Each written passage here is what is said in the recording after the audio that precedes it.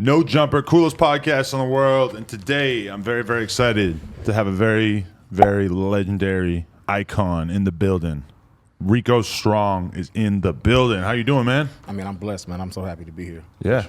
You just pointed out that you're the first male talent, quote unquote, that we ever had on here to tell us about exactly how this world works. Yeah, that's kind of crazy being the first male porn star on here, but shit. Hey, I'm happy about it. I'm happy too. And of course, I have another member of the so-called BBC community. Poetic Flocko. Yo, why do you think Flocko's hilarious? Cause that nigga is a Yo, fool. why do you think Adam haven't had any like male adult porn stars on? Is he like jealous and shit? Nah, most of the niggas is corny. Woo! Name Shots one fired. corny nigga. Name the corniest porn star nigga. He's jumping the gun so hard. Look at this guy. All right, let me just start with this. I want to get the early background because you are originally from Long Beach. Yeah, Eastside Long Beach. Yeah. Okay, tell us a little bit about your upbringing.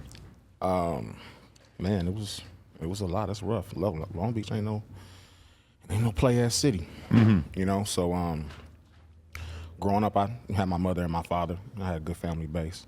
A lot of my cousins are influential athletes, and a lot of other ones is, you know, gangbangers and that type of shit. So, you know, I live both sides in that city. Definitely. So it's like, shit, I'd have been through everything. You know, I was living double lives all the time. You know, going to school and playing the church role, but still gangbanging and shit. Right. Some trouble in and out of that, hustling with my brothers. What were your parents like? My father is an amazing man. He died when I was 11. That's kind of where I switched. Oh, really? That's kind of because I was on a straight nerd path. Like if you look on my knuckles, it say nerd on this side. On this hand, it say thug. Because right when my dad died, that's kind of when I switched over. And then that's when like my uncles got a hold of me. Really? Yeah, it was like, come on, you know, nephew, we got you. Took me into their wing, but that's when I went to the streets. Your uncles were into the streets, or? Yeah. Okay. Both my uncles, like a lot of my uncles, I'm from Rolling 20 Crip, and then a lot of my other uncles is from Insane. Okay. So I got uncles on both sides. I just lost an uncle recently. My uncle Archie Capone. I just lost him a couple months back. Oh, damn. Rest in peace. Rest in peace, yeah. My other uncle was Big Reese Cup. He's doing 56 years right now. You know? Wow. But then, you know, I got a couple other uncles is out. My Uncle Ray, my Uncle Terrell, people like that. You know, we real influential in Long Beach. Like even me coming up like that was. What was your mom like? Mom was crazy Puerto Rican mother. Oh, you're part Puerto Rican. Okay. Yeah, I'm half. So, little itty bitty lady named Novella, aka Sassy, but you know, 5'3", stand 6 feet 9. Because where I'm from in New Hampshire, a lot of Puerto Rican people. Yeah. But then out here, if you see a Hispanic person, it's like 99% of the time they're Mexican. So it's kind of. Well, yeah, because it's a difference. Like, you know, we differentiate that a lot because being Hispanic is with more of the Mexican and being Latin is more of the darker brown skin type people. Right. You know, Cubans, Dominicans, the Puerto Ricans.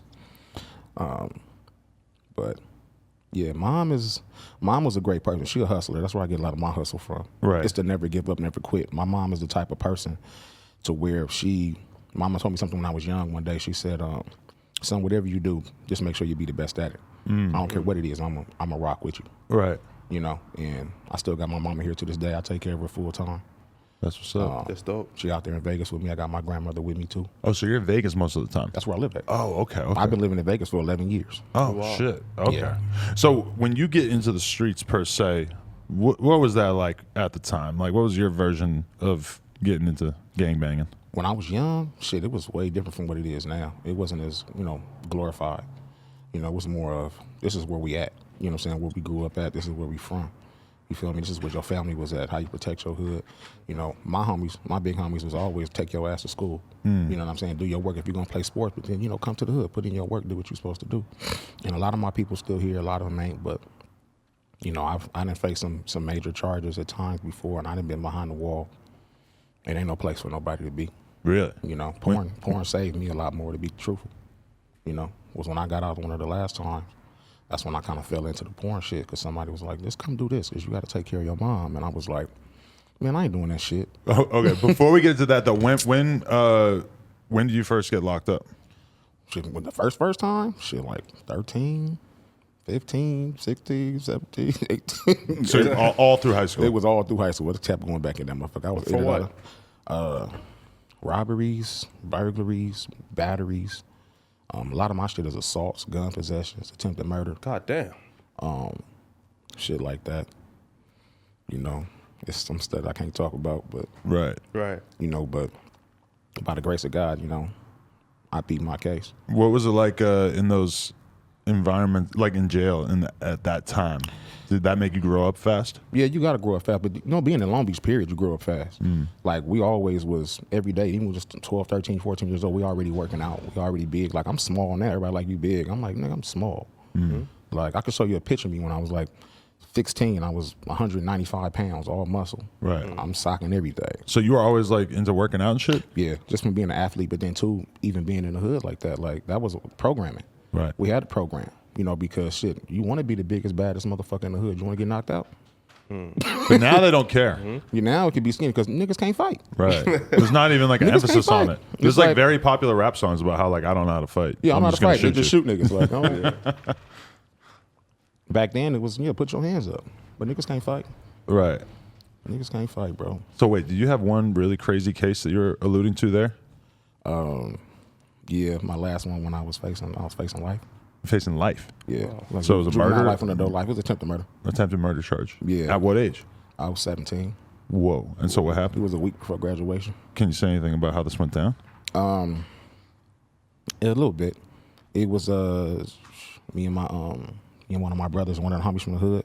We was pushing through Long Beach and we was going into the enemy hood, which was the Mexican hood, where we wasn't supposed to be at, but we didn't give a fuck. That's who you beefed with primarily at the In time? Long Beach, yeah, back then. It was mostly racial at the time? Yeah, it's all still like that now to this day. Because Long Beach is a full Crip city. Yeah, it's Crip city. But there's different Crips who don't like each other, right? It wasn't but really like that it's then? mainly more in Long Beach. It's mainly the Mexicans to the blacks, and then the Asians don't get along with the Mexicans, and then the Mexicans don't get along with no fucking body. In Long Beach. They don't even get along with each other. So that's really just what that is. Right. And it's just a lot. But, you know, we was going through the wrong hood, and then we stopped to try to, clock the pistol, but it jammed, and the lady seen us up in the window. We went into the store. The lady thinking we was going to rob the store, called the police. By the time we come out, it's like 12 cars out there. So I end up ducking behind the car, and then my brother and the homie kind of like faded off into the swap meet, and then I just come up. The funny thing is, the dude who sold me the gun a couple of days before that was in the car in front of me. And he seen me and just looked at me like, I said, nigga, in my face was like, nigga, I ain't about to snitch. Like when I came up from behind that car, Yeah. the police was like, almost had his gun like real close to my face. So I just took off. And then I started busting. Like as I'm running, like boom, boom, boom, boom. Back at the cops? Yeah, and I hit around the corner.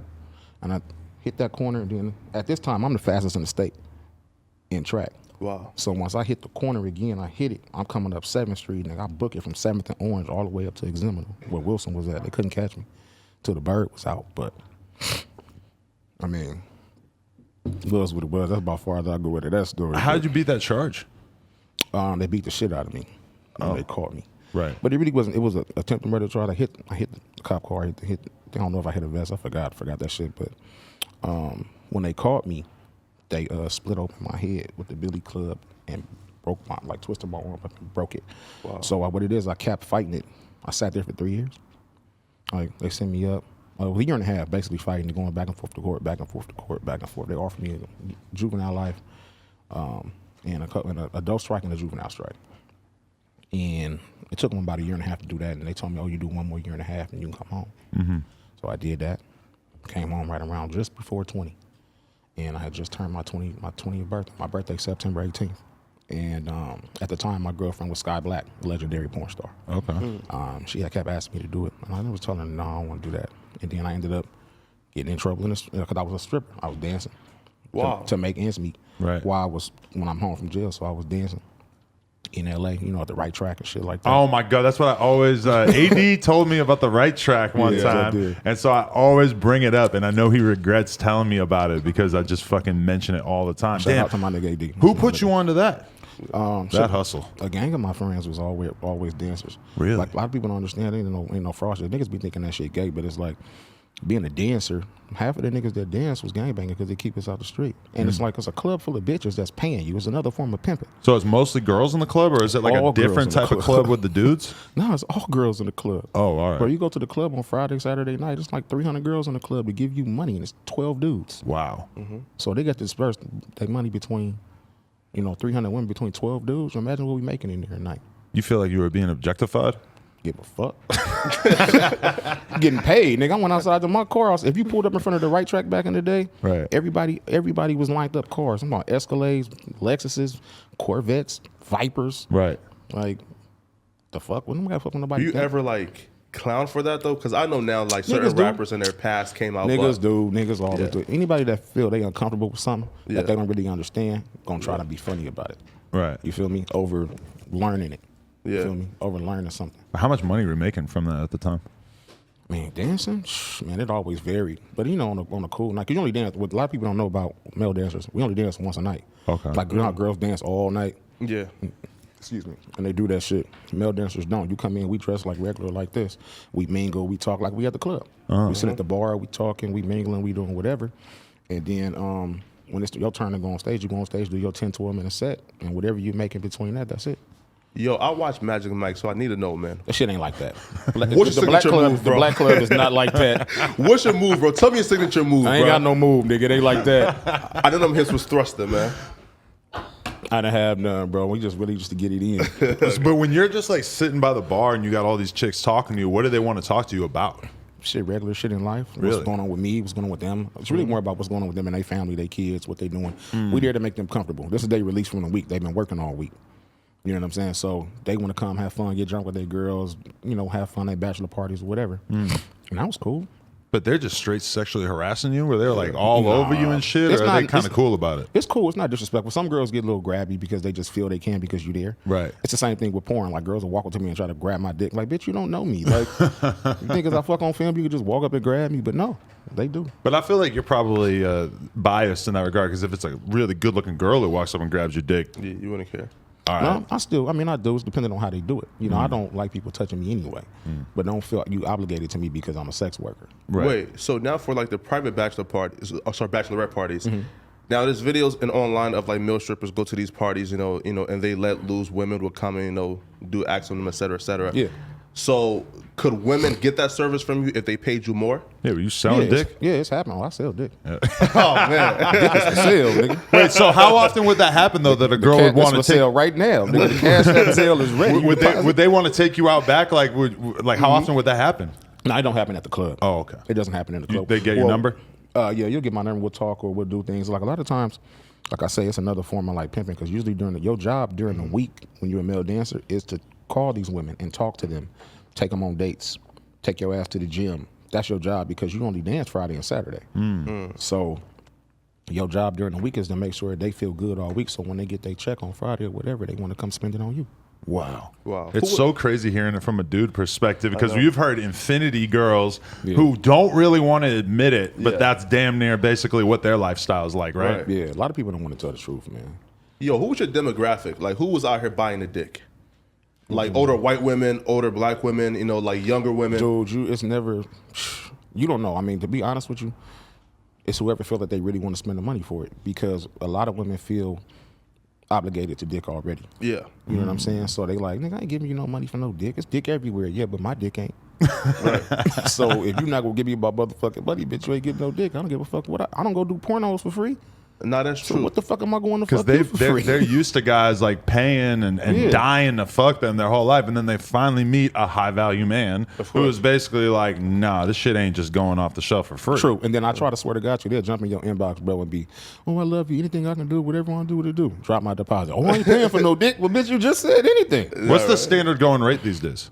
Everybody's different. I don't know. Me, I'm depending if I hate to travel, so I always charge more when I got to travel. Okay. But usually for like me, I'm like, I deposit $2,500. Oh, wow. Yeah, I'm like, give me $2,500. That's a deposit. So To know you serious, and then I need another $2,500. A decent looking chick, not hideous but not super hot, says that she wants you to do a house call on the way home from this interview, wants you to stop by. You got to spend an hour for her, $2,500 minimum. I mean, if she's bad, it's a little bit different. And it depends on how. If it's easier for me and I don't really got to do too much, right? Just want a quick hour, yeah. Just drop me the $1,000 to $1,500 deposit. And just give me the $1,000 what I get. Yo. I'm knock it down right quick. Fire. So when you say do too much, so that means like each female has different requests. So what was like the most unusual request, like the strangest request? Now I have something in my mind, but I'm not gonna say. But nah, it's some shit. Most unusual. It's a lot of shit. It's people's minds are freaky as fuck. Like what? It just And they look at you as where they're gonna do all the shit that they can't do with their husband or then I'm whatever. like, I don't do that. Okay. Like, nah, just you get crazy requests, man. You got a lot of that cuckold shit is crazy.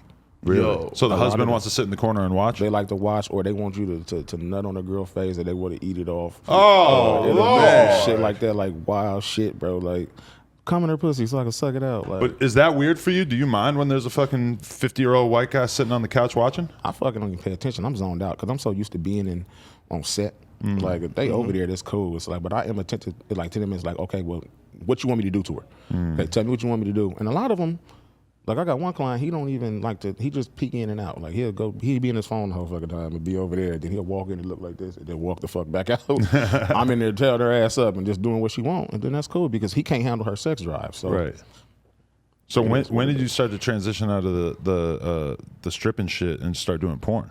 It kind of, I stayed in both for a long time. Even like my first 5 years of porn, I was still dancing too. Okay. Because I wanted all revenues. But it was always just porn. I just kind of got tired of dancing. I got bigger and I didn't feel like working out. I was like, I can just pull my dick out on set. Right. I can be fat on set with this dick. I can be fat. He asked you this question earlier, but yeah, when did you realize that you were actually like really well endowed? Because I remember being like 13 and like wondering, like, is my dick big or is my dick small? You always I don't know. experiment. I haven't seen many dicks. I mean, you always experiment when you're a child. You know, when you alone by yourself all the time, you be reading, you know, you looking at books and movies and shit like that. You're looking at the porno magazines and you're like, whoa. What the fuck is this? I'm way bigger than this dude. I was measuring shit when I was like 7, 8 years old. I was already going and measuring, trying to see. And it, you know, you keep track of how it's growing, how you growing. You just kind of want to know. And it was like, I guess, I don't know, man, around the age. You know, when I lost my virginity. Yeah, how old were you? 11, on my 11th birthday. And the girl needed to go to the hospital afterwards? No, it was my 19-year-old babysitter. What? Yeah, her name Keisha. Did she know you were packing? She found out. She found the fuck out that day at the movie theater. You fucked her at the movie theater? Yeah. Like What inside movie? the movie? Yeah, like she kind of wanted to fuck me more because it's like, you know, she been babysitting nigga, so it was what it was, and I was like, I was a bigger kid. Like if I showed you when I was young, I didn't look like no kid. Yo, she's an abuser. You know what I'm saying? And I kind of looked like about that later. I was like, Keisha Weinstein. We gotta lock your ass up.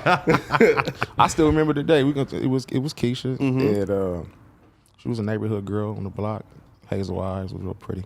It's funny when I seen her when I was older, nigga, she was a prostitute. Wow. She was like strung out and shit. It was crazy. I was like, no, I was gonna marry you. You know how you want to marry the first girl you fuck forever. Yeah. Like, and you still think of her as being like way like more that. special than she yeah, is. and it wasn't. But nah, when she did it, she was like, let's take. I remember she had me finger banging her in the car one day when mom was driving. It was wild shit, bro. It was at the movie theater on my birthday. My mom was like, take your sister to the bathroom, and I'm like, Keisha was like, nah, don't take your sister, just me and you go. And I'm like, all right. So we went to the bathroom. Then we went to another movie theater. Fucking Rush Hour was playing. It was a Friday. Wow. It was a Chris Tucker movie. I forgot. That's legendary. And then she had on this royal blue and white striped dress, and then she like pushed me up against the wall, pulled her dress up, and then like took my dick and slid it in. She was like, "Damn, your dick big." Damn. And that's when I kind of knew. Then it was like boom. But then I remember I was fucking, and she said, "No, nut at me." And she said, "Well," I said, "What's that?" Oh. I don't fuck no nutty. Holy shit. Okay, so was it like the first time you did porn? What was it like the first time? Yeah, I did? like how'd you go about getting into it? Well, like I said, I didn't pursue it. It pursued me. It found me. Like Sky Black introduced me to it. Introduced me to Terry Burton at West Coast Productions. Shout out to Terry. It's the beginning of my career. Shout out to Sky. To Diana DeVoe as well. Diana DeVoe is a big influential part in my career. She's a legend porn star too, director. They brought me around it and was like, you can do this shit. And I'm like, this ain't what I really want to do. They were like, well, at the time, you know, I'm taking care of my mom. So that's what I'm thinking about. They like, well, you ain't got to do it for a long time. Just do it, you know, to take care of what you need to take care of right now. But the hustler in me was like, so I did remember the night before my first scene, Sky took me over to Diana DeVoe's house. And I remember it was Diana DeVoe was there. It was at her house. Her husband at the time was Johnny Depp, another porn star. Another porn. Not Johnny Depp. Not Amber Heard. Yeah. Johnny Depp was a big dude back in the day. Okay. Johnny Depp? Depp. Yeah, Depp. Johnny that's funny. Depp. The dreads, yeah. And it was a girl over there named Fetish Fatale, a light-skinned, green-eyed bitch. Pretty little girl. And we was over there just chopping it all up. So Diana DeVoe took me upstairs and was like, get your dick hard. Huh?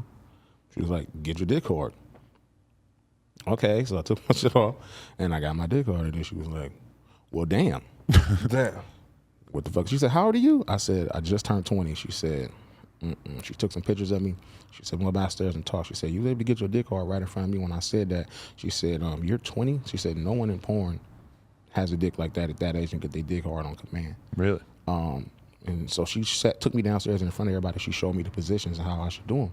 She said, your first scene is tomorrow. You already fuck your girl, but this is how you fuck for a camera. And this is what helped me a lot. This is what most dudes never understood in porn, either why they weren't ever really good. When they're not really good now, they don't know angles. Gotcha. They don't know how to open up. They just get in some pussy and just hump on. They be close. Like, shoulders, people want to see the shit showed off. And that's what I learned from her. First, she got in the art. She said, how you do doggy? She did doggy. And I put my hands, she said, see, this where you fuck up. Move this hand. There's a camera right here. Move this hand. So you ever notice when people look weird in porn, like there's a hand up here, Yeah, I'll or be there's doing one that. back here, or there's one over here. Yeah. So you can be open, you can see, and that's how I had to learn how to fuck outside of that better, and that's what made me better. And then even some white boys taught me a bunch of shit Like who? about that. Michael Stefano, Okay. John Strong, Mr. Pete. Maya Forever. I watched them because then they told me. Diana DeVoe told me that she said, "Watch the white boys. They have half of your dick." And you can see everything that they're doing. So if you can move your hands out a certain way or arch your body a certain way, she said you'll kill everything. Because a lot of times in real life sex, you kind of get your dick all the way in there, and then you move it back and forth, but you're not doing the full in and out. And then once you start shooting porn, you start to realize, and for me, it's kind of a challenge because it's harder to not nut when you're doing the full in and out. You know, it's like you feel it a lot more. But for the camera, you got to show that. That's what they want to see. And they want to see the thing. That's the thing about it is, like, I got signed on my first contract about 10 days into porn. Yeah. With West Coast Productions. Wow. So that's what always happens is that if a dude comes on the scene and he's They really talented, they try to get you snatch him exclusive up, right and they're away. trying to take him up right away. And they had never seen nobody like me. So they snatched me the fuck up quick. They offered me some bullshit contract first. And me, I just have more intelligence about myself when it comes to money. And knowing who I am and what I bring to the table. Plus, Diana told me, she was like, nigga, don't sign for nothing less than this. Porn ain't never seen nobody like you. Wow. She was like, don't sign for nothing less than this. But so then you asked them for more money? When they offered me that contract, I told them what I wanted. And they was like, oh, you'll never get that. They was like, man, Nigo didn't get that. Mr. Marcus didn't get that. Lex didn't get that. And I said, well, I'm not none of them. I'm Rico. Right. And about 6 days later, they bought that contract. Wow. It was for what I wanted. And so how much are you obligated to shoot at that point? Well, for that contract, I had to do 14 scenes a month. Okay. And I got a check on the first for $6,000, and I got a check on the 15th for $6,000. Right. And that was for a year, exclusive contract. So all of a sudden you're living good because this is back then too. So that's a lot more money. That was It was. I was living good. You know, I was making my money. I had my own place, and my stuff was good. But then when you get that type of money as a 20-year-old, you know what I'm saying? That's a $140,000 contract. You start wilding out. Not really. I kind of always was used to having money because of the way I hustled when I was young, being a dancer, and then I was robbing shit. I always had money.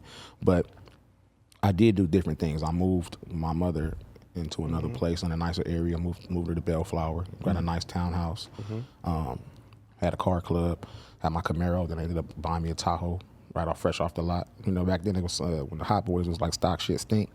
So I went to Chevrolet. They bought a brand new, the whole car still wrapped in plastic. Give me that one. Oh man. And drove it, took it off the lot. Nigga took it right to the motherfucker, the floor master shop, put pipes on it. They had the Stretch PT Cruiser. When you look back at the fucking cribs that they did, that shit was crazy. They had a Stretch PT Cruiser and like all this like insane shit. Was in and there. The Twitter caption when I saw this reposted was like, literally all of this is worth nothing now. Nothing. Which is a pretty good point. Bro, I swear to God to you, my Tahoe that I had, that same Tahoe, I put my video and audio system in that car alone was $19,000. Wow. I had 15 TVs in that bitch, 27-inch screen, car shows, all that shit.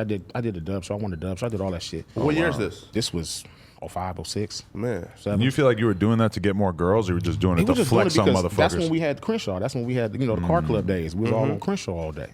So that's what we was doing it for when all the car clubs was out there. But did you feel like you wanted to stunt too because there had never yeah. like that's such a rare, like people are used to rappers, drug dealers, whatever, but to be a male porn star who's like and that really that was a bigger thing for me. It was like I brought basically I brought hip hop really to porn, more like the rapper style looking of a dude, Yes, sir. and the gangster style looking of a dude to porn. Besides Wesley, because Wesley had the scare you nigga. You know what I'm saying? Me, I'm not really the scare you look type. Yeah. Nigga. I'm kind of nigga that you can understand Fly. sometimes. Yeah, the fly one. And that's what I always brought the point. If you ever looked up at me when I was in porn back in the day, I was always dressed nice, always was accordingly. And the women always, oh, Rico, you always smell good. You always this. You're very articulate. You know what I'm saying? But don't play with my money because that's when you get choked the fuck out in here. Yeah. And I've had people do that. And I didn't have to have that happen. But Speaking of, like you said, you're trying to present yourself a certain way. Did you ever experience discrimination in porn? porn is one of the most racist fucking industries in the world. Speak on it. but I also want to know now versus back then, how much has it changed? They ain't changed. They more bold with it now. Back then, they used to hide the racism. Now they tell you in your fucking face they don't fucking like you, fucking nigga. Oh, man. They just straight at you with that shit. But it's a now. weird dynamic because the black dick is the most in-demand thing, but then you also that feel like... and gay shit. Oh, yeah. And that's the thing that they're trying to push onto a lot of the more masculine porn stars now. If you see a lot of that shit now, bro, it's a lot of shit that we didn't do back in the day. It's a lot of the dudes that's doing the crossover shit that this shit is frowned upon on this side. Of course. And that's not me. I'm not homophobic at all. I love everybody. Yeah. But It's not for you. Don't push that agenda on me because, oh, your coworker doing it. I don't give a fuck what my coworker doing. That's not me. Just because he comfortable with it don't mean I am. He not from where I'm from. He Right. can't do what I do. I course. can't do what the fuck he do. You feel what I'm saying? I'm not putting toys in my ass and fingers up my butt, and then I'm gonna go back to the hood to talk to my niggas or go somewhere else. People look upon me differently because I've been in this industry coming up About on lips. 19 years. You feel me? So, okay, so do you consider, I guess, like ass eating gay? No. Okay. I like my ass ate. Wait. I just frequently got into it like the last year with my OnlyFans because I never did it in my. But You used to think it was weird?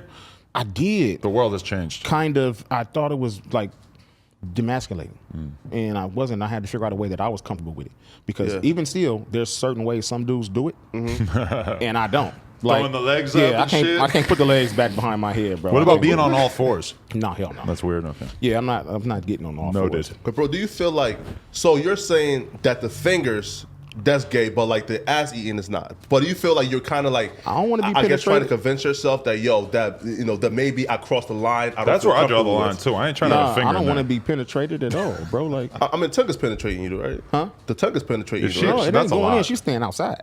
Okay. Got it. You wash the window. You She's don't break outside, nigga. She ain't going in there. You know what I'm saying? But How much they pay you for your first ass? Well, it. It's You on get your ass OnlyFans AC. now. well, I've never done it for nobody else besides what I own on my OnlyFans. Right. It's That's certain smart. shit that I've ever done, and now that I'm like my OnlyFans and shit, I've had my OnlyFans coming up 2.5 years. Yeah. It was that's where I said I'll do stuff at because then I own it. You make way more money doing OnlyFans now?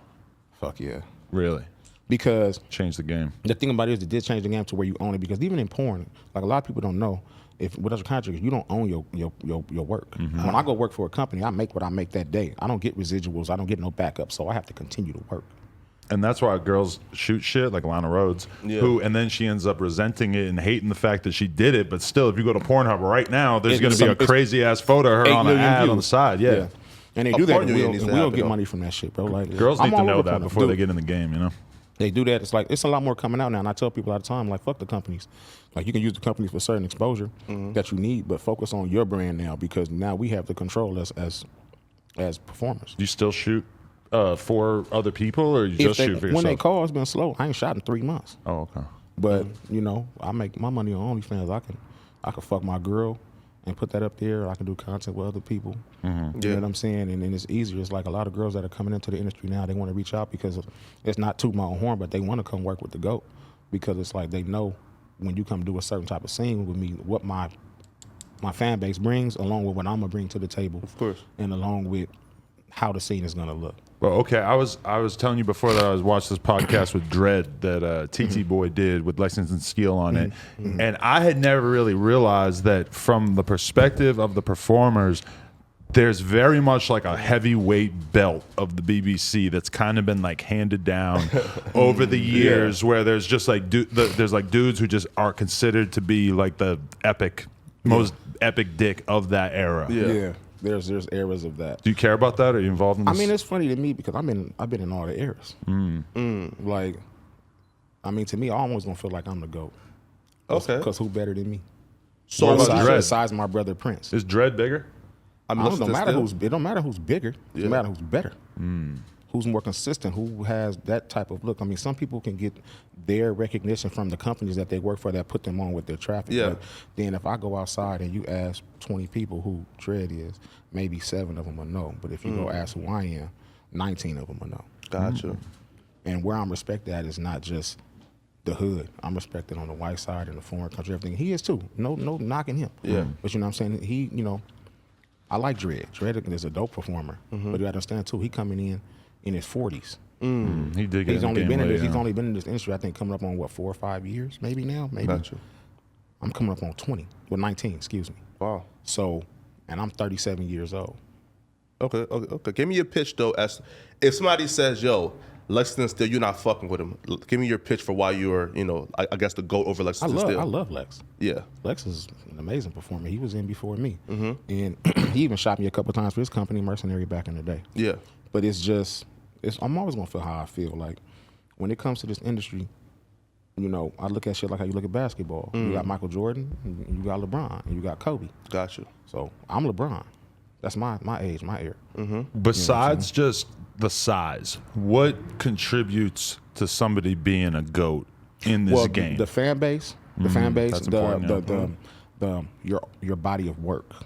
Just how prolific. If you've shot 20,000 scenes over 1,000 scenes, then you're killing it. Yeah, what is your work? What is you doing? What is it? How is it? You know what I'm saying? Yeah. It's the body of work. The girls you're working with, their stature. Like you name almost any girl, probably only 20 of them I haven't touched, and that's in the recent years. Like, but if you name any of the legends, the iconics, who did them? I did. And they're still around now. I mean, I've done the Belladonnas and the Riley Reeds, and I'm the first black dude to fuck Mia Khalifa. Do I get credit for that? Nope. Isn't that a weird part of it that like the girls become super famous and like you do get credit as a dude, Yeah, but but it's in a not way like how you're they kind do. of anonymous? Like, what's that like for you? I don't discredit it, and I don't look down upon it. I was there to do a job, and I'm there to make the girl comfortable. I'm there to make the director comfortable and get their product done. And I want to look good doing it, and I want to, push levels. I want to make a girl feel something she's never felt before while I'm there. So you can't forget me. Besides your girl, who's obviously can't be in this discussion. Yeah. What's the greatest pussy you've ever gotten in this industry? Have you ever answered that question with your girl? I think Adam has, right? Did you? I might have to do some thinking. I might have to redo a few of those threesomes, get another taste to make a real go back qualified again. discussion. Man. Ooh, shit. Besides my girl. Because, me and my girl, we've been together 9 months now. She been putting me through hell. Oh, But okay. I'm in love, so it is what it is. That's why I know it's real, because I fired bitches like it ain't nothing. I keep going back to this with it. She keep coming back. Boy. Not fact. Yeah. So who? It'd be better if you could break it down into category. Okay. Maybe Who's two. the best black Okay, that's better. pussy? Ooh. If you break it down into that, because that's, you kind of got to separate that shit sometimes. You have buns forever, man. So I did. Buns So got you some- gotta Buns come got some on fire. now. Buns got some fire. Bro. Yeah. Buns got fire. Damn, I see. Can I do top 5? Sure. Sure. Top Is five. top 5 better? Yeah, yeah, yeah, Okay. top 5. Okay. I'm not gonna put it in the order, but definitely Tiana Trump. Is The head goat. She changed the game it's for her it's head. gonna be Pinky. For damn Legendary. sure. Man, it's what's funny is some girls who didn't get a lot of pub that should have got more from back in the day. Definitely gonna have to say Sky Black. That's for sure. It's just one chick I remember. It was a chick named America that a lot of people probably won't remember, and it was Havoc. Wow. Damn, dude, I done did over 10,000 scenes, bro. Damn. Like, That's kind of like one of those ultimate titles, right? Because I saw a Vlad interview that was viral with TT Boy from back in the day where he said that he fucked 10,000 girls. Yeah. I fucked over 10,000 girls. Yeah. In my lifetime, dude. I've been fucking since my 11th birthday. You keep track in any way? Well, I did in high school. I fucked over 3,000 girls before I got out of high school. What? What? Yeah, I was smacking. That's like every girl in Long Beach. Long Beach, Carson, Gardena, Cerritos, Norwalk. What's your secret though? 3,000? That's insane. Yeah, 'cause, like- that's like 300 a year if you lost your Yeah. virginity at Well, 8. Dude, I was, boy, I'm telling you, when I got Love my it. first taste, I was like crack to me, nigga. I was at before school, during school, Where were you meeting girls? school, Black Planet. I know your school MySpace. didn't have 3,000 girls, and you had to have some other It schools. was other too. schools. It was a, What's your secret though? Like, how did you like? Because at 17 years old, you don't got that much money. I'm assuming. You feel me? You know, you're not. I was kind of a different type of. I'm telling you, Yeah. bro. Like I've been popular my whole life. Damn. Like I've been popular. Like so, even when I came into porn, it wasn't that pop. That shit was like, nigga, where the money at? Yeah. Like, cause I've Gotcha. always been popular. I always had money. I fucking had a car and an apartment at 15 that no one even knew. My mama didn't even know about. You know what I'm saying? That I went and bought on my hustle on my own because I was really walking around with $2,000-$3,000 in my pocket at high school. I paid for my whole prom, nigga, in ones. In the strip club. I was stripping in the 21 and over club when I was 15. Wow. 15? Yeah. Wow. They weren't doing a very good job checking ID, I Well, guess. we went on Alvarado. We had the Alvarado IDs back then. What's that mean? Remember the IDs you get from downtown? No. The illegal IDs? You remember that at the hood. You know, he does not Nah, remember. I'm not from He's that from at North all. Dakota. Yeah, Everybody that's really from LA knows, or LA, Cali, Long Beach, Compton, when you need the fake ID, you went on Alvarado and got up there. Yeah. Wow. They was like $100 and they would pass. But then too, I didn't look young. I got you. Like, I'm gonna pull up a picture. I'm gonna show you what I looked like when I was like 16, bro. You're gonna be like, nigga, why was you that big? Like, Not definitely. I literally man. took everything. I was taking everything. Like in high school, I was taking everything legal from GNC: Rip Fuel, glutamine, amino acids, protein, fucking andro, all of that shit. I was on all of that shit every day. You still super into fitness? I've actually I've taken off the last 10 months. I kind of been going through like a depression and stress thing. Really? Wow. So Talk about it. I just kind of like lost my, the drive for it. Yeah. I had a slight sponsorship from Become Nutrition, and I was rocking with them really heavy, and I was doing really good. But then I kind of fell into a slump. Okay. I lost one of my houses. I lost my house, and then I kind of just like it's been kind of like an up and down thing. Yeah. But I'm gonna come out. I'm gonna shake off that shit. Not definitely, man. So if you look here, this is me at 15. Oh, shit. It looks like a professional bodybuilder. Actually kind of look like Cisco with the hair, too. Yeah, it was Cisco back in the day. That's how I was getting all the bitches, because Cisco was hot then. Really? So I'm dyed my hair blonde and got a belly ring, and so all the bitches that couldn't get to Cisco could get to me. You definitely got bitches, bro. Like, no homo. You definitely got I mean, bitches. he's fucking ripped. So that was me at 16. Jesus. All tatted up and shit. Oh. Yeah, I already had tattoos. I had like 9 tattoos already in high school. Bro, yeah, yellow fucking Wow. braids before Lil Durk by like 30 years. Yeah. Wow. What the fuck? And so that was me at 17. Yo, look- You see the date on the prom picture. Oh, you was dripping. Yo, I Holy know your dick shit. game was good back then, bro. I was drinking Cisco and You Silver was Satin freaky, back bro. then, You nigga. was free. Yo, question for you, right? So you talk about Pinky, right? Yeah. Now, listen, man, and it's been bad for Pinky in the last couple of years, right? Not really. Is Rico Strong gonna bring Pinky back, bro? Or are you gonna like save Pinky career, bro? Pinky, what you mean save her career? Yo, so Pinky just went viral. Folks clowning her.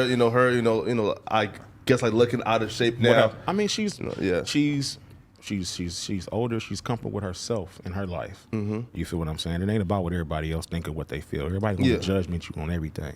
Mm-hmm. You understand what I'm saying? It's like Pinky living her life. She happy. She got her money. Trust me. Oh, wow. I know that for sure. Okay. Nigga, her money is good. I mean, I put Pinky in some of her first scenes. If you go back, Mm-hmm. when I was directing back then, I put her in her first movie. It was Rico Strong's Red Bones. When I was contracted to Black Ice. That was my second contract. Okay. I'm the only male performer ever to have 5 contracts. Wow. Black or white. Wow. You know, and I put her in Rico Strong Red Bones. I put her on the cover. And then when I got my third contract was with Red Light District and Platinum X, I put her on the cover of this movie called Hella Butt, because she was from the Bay, and everybody from the Bay say Hella. This was in 2009, before shit was niggas even thinking like that. That's how my mind always went. That's that real, bro. You know That's what I'm that saying? real gutter shit. Yeah, real iconic Yeah. shit. I did a movie called Rico Strong's Backshots before niggas was even saying Backshots. I was saying that pre-2010. Pioneer. Niggas' minds ain't even how minds was when it came to this porno shit, because I always thought differently for the future. Trailblazer. Yeah, you know what I'm saying? So it's like, nah, but Pinky always gonna be good. She's blessed. But is it weird when, like, occasionally, well, now it happens all the time, but like when a girl just kind of elevates to a certain level where all of a sudden everybody knows about her mainstream wise, where all of a sudden everybody in hip hop was talking about Pinky for a while. Like, Yeah. she was that Yeah. for that era. She is that. Just like she's gonna be that. Tiana's gonna be that. Skin Diamond's gonna be that. Sky's been that. Cherokee's been that.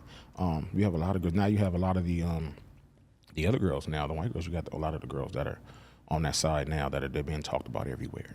You know, and it's amazing to see. Because even like 6 years ago, when I first had Riley Reid on this podcast, I just remember people acting like it was some crazy shit for me to be having like a serious conversation with a porn star, you know? They want you to say stupid shit like we not human, we can't talk. Right, but nowadays it's like every fucking YouTube channel that I look at, I see them doing content with all these porn girls, and it's like totally fucking normalized, which is I think largely due to OnlyFans, where it's just more accessible for girls to get into it and everything. But the world has changed a lot. But let's be real, they copying off of you, bro. So let's just be real. I walked so they could run. Right, it's the same thing I did. Man, niggas don't want to, don't want to give me my props all the time, but I honestly kind of really don't give a fuck because I know what I did. Of course. I made it proper to even have tattoos in this industry as a black man working for white companies. Of course. You know what I'm saying? They frowned upon that shit. They frowned upon a black man with tattoos. They thought it was ghetto. Now it's sexy. Now it's sexy to have tattoos and have that in piercings in your face and things like that. What's the current status of the status quo where a girl will like not sleep with black guys or will like expect more money to sleep with black guys? That used to be like written in stone back in the day. Now what's the truth? What's the state of that? It ain't changed. I mean, you got girls, if you go on the websites, if you go on to the agencies, the companies and stuff, it'll say no IR.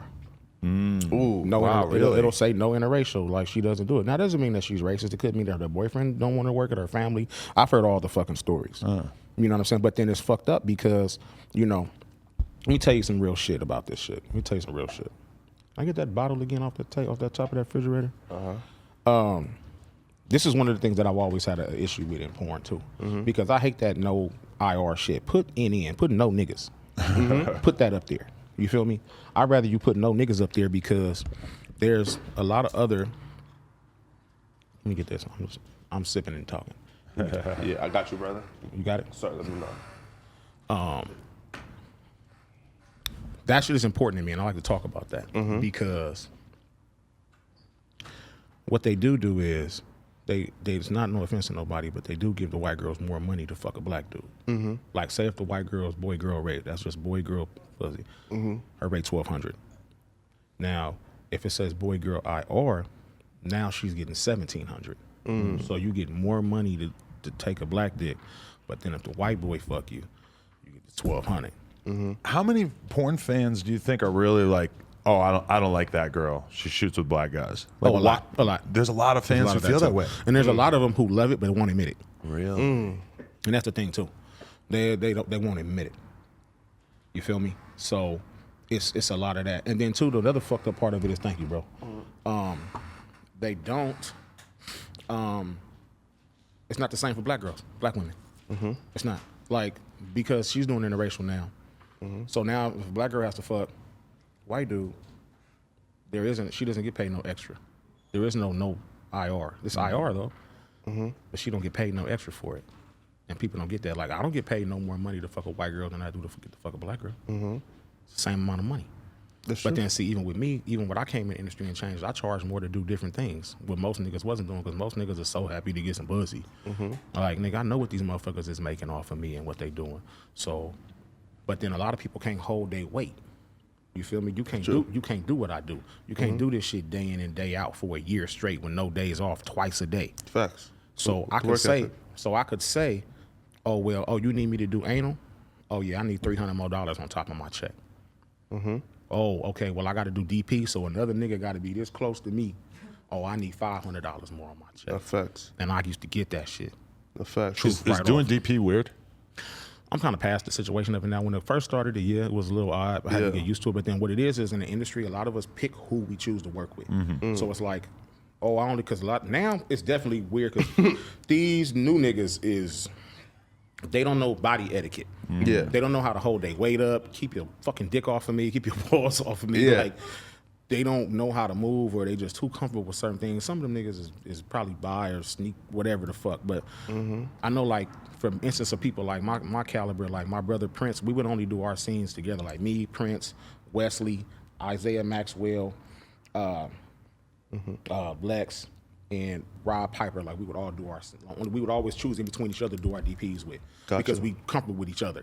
So it's like, oh nigga, you got to see like who you want to work with. Okay, pick him. Okay, he's not available. Okay, well, pick his ass, and then it'd be like that. It's like a brotherhood. Yeah, it's kind of like because we comfortable with each other. We know you ain't on no fruity shit. I ain't on no fruity shit. We just come in here and do what we doing. Sorry about that. All good. That's legendary. So that's a lot of things too. Like me and Wesley and me and Prince probably got the best DP. Especially me and Wesley is the fools. Oh wow. Because me and Wesley Piper, we just you literally laugh crazy. Like that watching us together. Because he talking shit and I'm talking shit. He calling, hey yeah, white girl, pow pow pow. He slapping her, slipping on bitches doing shit. And then my brother is Prince Yashua, who's legend in porn as well. So they call us the DP Kings. Because that's what we did a lot the most, and we were just really good at it, and nobody could really top our scenes. What about doing double anal and shit? I very seldom ever did it.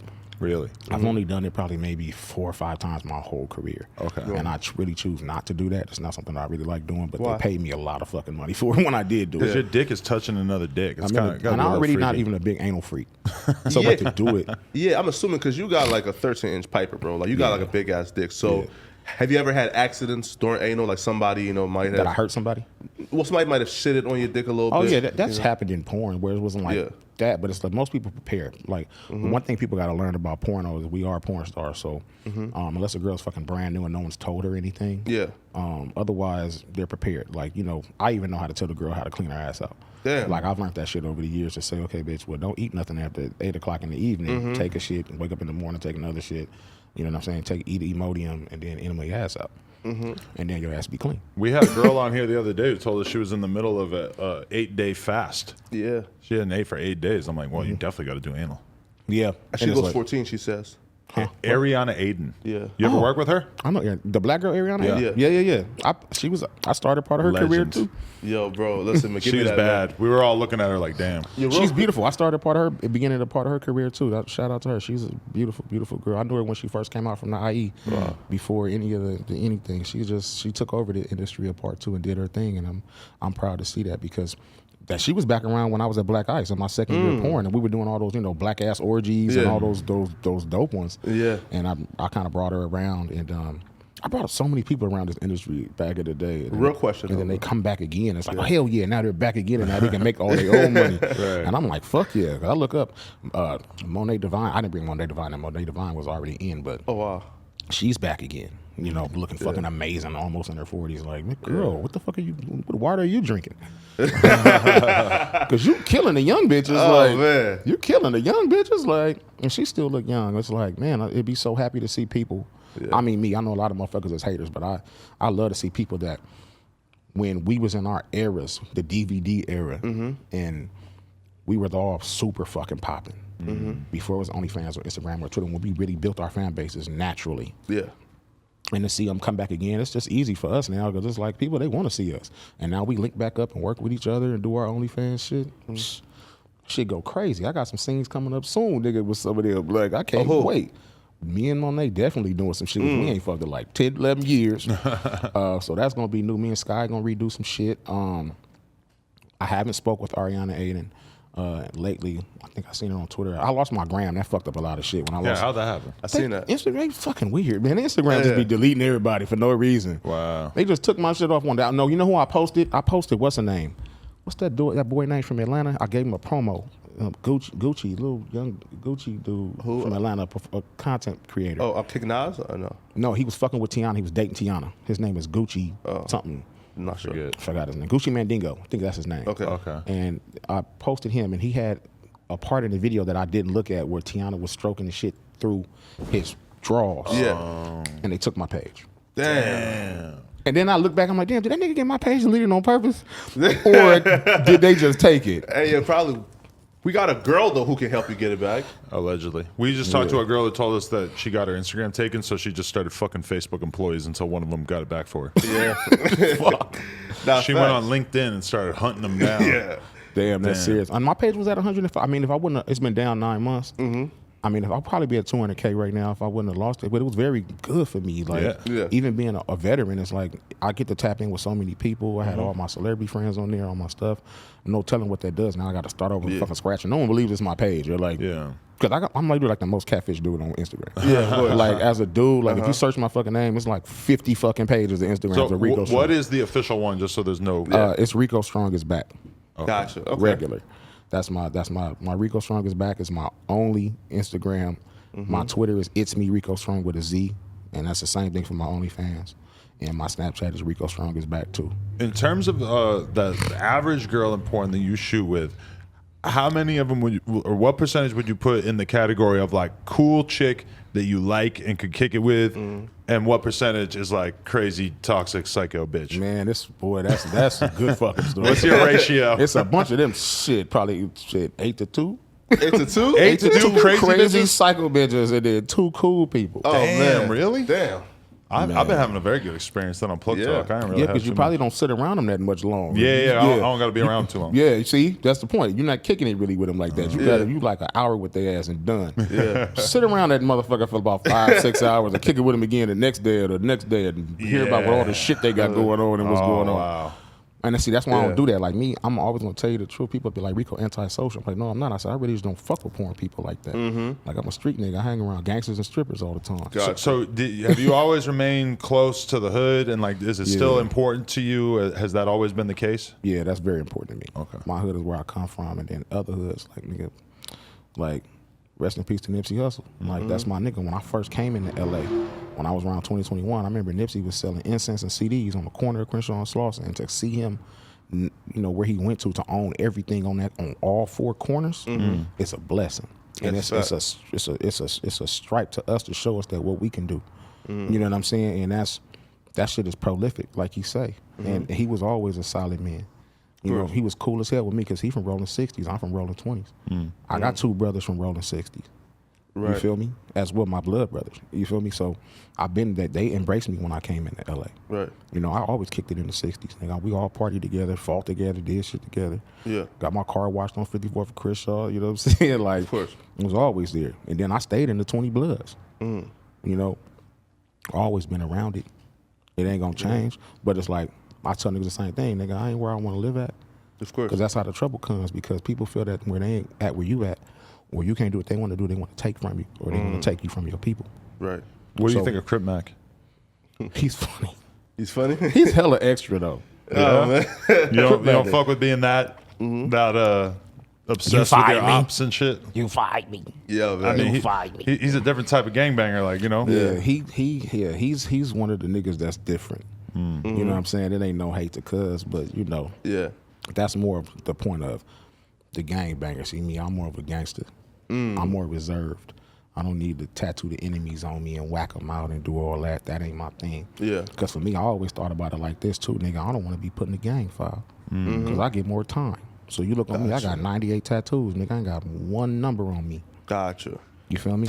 Yeah. Crip Mac wants to get into the porn game though. He keeps telling me he wants to do OnlyFans scene with Lupe.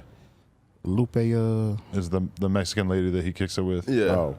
Well, that's his business. I mean, shit, he got a fan base. His shit jumping, he verified. Right. You know sign him? Huh? Would you usher him into the game? Yeah. Would you direct you want to his sign first Crip scene? Mac, man? Come on, you got to. Man, I don't know. I ain't signing nobody. I'm barely signing my motherfucking self. Right. Shit, but nah, man. What would be your advice to him? Keep being him. But in terms of getting into porn, people are paying attention to him. So whatever he gonna choose to do, people gonna watch it. Right. Because he already got the eye of the people now. Yeah. So whatever he chooses to do, if it's idiotic or if it's stupid or if it's smart, they paying attention to him already. So whatever you choose to do, they gonna watch. If you start OnlyFans, we don't know what the fuck Crip Mac gonna do on there. They gonna sign up to see. We don't know if he on there going, you fighting me, fucking that bitch. Of course. You know what I'm saying? We don't know, but it's gonna be funny at least. He ate jambalaya out of a girl's ass on this podcast. Yeah. See, he could have did that on his OnlyFans. Right. You know, he could have did that on his OnlyFans and they would have paid for that shit. Right. People like freaky shit. It's a whole bunch of people in Louisiana who like jambalaya. I ain't never seen it ate out nobody's ass. Nah, you just nigga, I ain't never seen jambalaya ate out nobody's ass. I be like, shit, I gave a nigga $10.99 to watch that. Now, speaking of Nipsey, though, like, what's your, I guess, thoughts on the entire drama going on around him, you know, and how people been speaking on Nipsey's name recently? I don't appreciate nobody speaking on cuz name. And when I hear it, nigga, I check niggas about it. I don't appreciate none of that. Like, don't speak on that man. For when he did a lot for this community. He did a lot for this world. That he was getting ready to do way more. Of course. And he being independent and self-making and righteous. That man got kids here. He got a mother here. He got a brother here. Don't be speaking no bad, no ill will on that man's name. Of course. You know what I'm saying? Like, nah. It's funny because I went viral for wearing that shit. I don't know if you've seen it. I was doing a porno scene for Pinky's website, and I had a Crenshaw shirt on. Oh, wow. And niggas, it was right after like Nipsey had died, and niggas was like, man, I can't even jack off. This porno nigga got on Nipsey's shirt. I can't even.